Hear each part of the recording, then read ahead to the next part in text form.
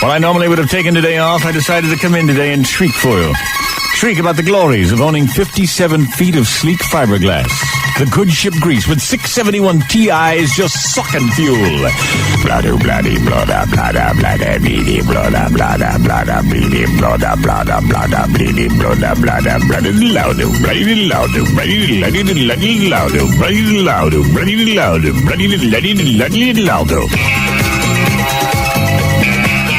I headed down the Washington Channel, standing proudly stripped to the waist on the fly bridge, holding those twin throttles in my hand as I cruised by looking at the indigenous population at Hains Point.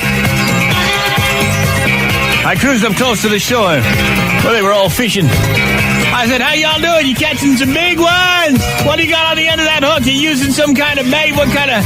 You got bobbers or skimmers? You fishing the bottom or the top? How y'all doing? What are you looking for? Catfish? Some cod? Looking for brim? What kind of fish you doing? What kind of radio you got there that'll stand this kind of punishment? I was shouting friendly things, but they just looked at me disdainfully and said to one another, that honk him up and nothing? Got to be running whole upside down his head, you know? Hey, yo, I'm not gonna dig it. No, he ain't gonna lay no more big rap up on you, man. Beg your pardon? Hey, Scott. Some say I won't see him. Pretty, yeah, I get the same old. Come again there, buddy. Knock up some approach. Slick, great matter of fact, lot performers down. I take TCB in, man. Hey, you know what they say? See a broad to get that booty act. Leg her down or smack them, jack them. Oh, got to be. I tell you what do y'all like to come? There was one guy all alone. Everybody else was with families, and they had radios and stuff. One guy was all by himself. I said, buddy, you want to come with me? I'm by myself. You and me, what do you say? Let me extend the hand of friendship, of brotherhood. Why'd you come with me? He just shook his head. I said, well, certainly you must be bored there. I mean, what, are you going to just hang out there on the edge of the dock all day long? I'm going to chill out and struggle, do this and do all that. You know, I'm going to look at this and look at that. Yeah. You know, play some cards, drink some water, take a nap, wake up, and get ready. I'll be here. I got a lot of things to do. Well, all right, suit yourself. But I was determined to get a reaction from those people. And I figured the only way to do it would be some single-man skiing. So I went down to the Wilson Bridge, and I turned that boat around. I got it up to exactly 30 miles an hour. And then I climbed out on the swim platform and put on my Dick Pope's tournament specials. I affixed the ski rope to the clips. And then gingerly stepping off the platform above those twin spinning stainless steel screws, I eased myself into that turbulent wake, and hand over hand, I went on that ski line till I reached the handle.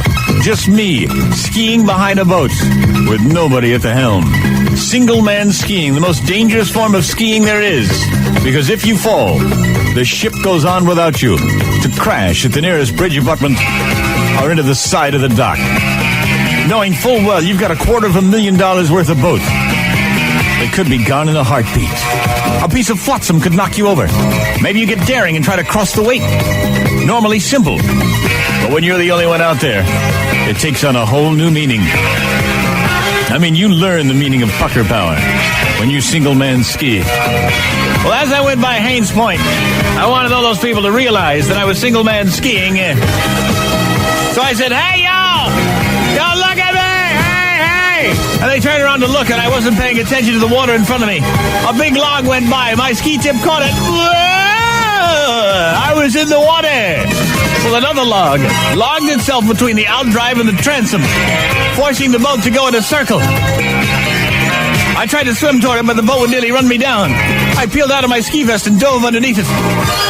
Finally, I swam to shore as I watched my yacht spinning around and around in ever-widening circles, knowing full well sooner or later would smash into Hains Point. I stood up and I said, hey, any of y'all want to make $50? I'll give $50 to the man that can get in on board that ship and turn the keys, both of them to the off position. Well, buddy, I got a reaction out of them then. $50 hit the note. Because, boy, fishing poles were flying as they dove into that water. One by one, they'd swim up to the boat, but the boat was too fast for them. They'd just about get up to it when suddenly it would cut them to ribbons. Another one would try. His his love of the $50 outweighing his better judgment. Swimming closer and closer as the ship kept going around in circles. He grabbed for it, but that fiberglass was slick, it was slippery, he couldn't gain purchase. And as he slid back into the water, another one bites the dust. I stood there on the shore, coldly smoking a Camel, as I watched to see which one would finally make it on board. The river ran red with blood. Blood! Finally, one of them got real close. He almost made it up.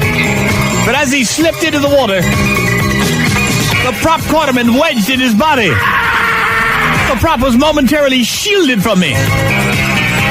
As I listened to the sound of the prop trying to turn against his intestines,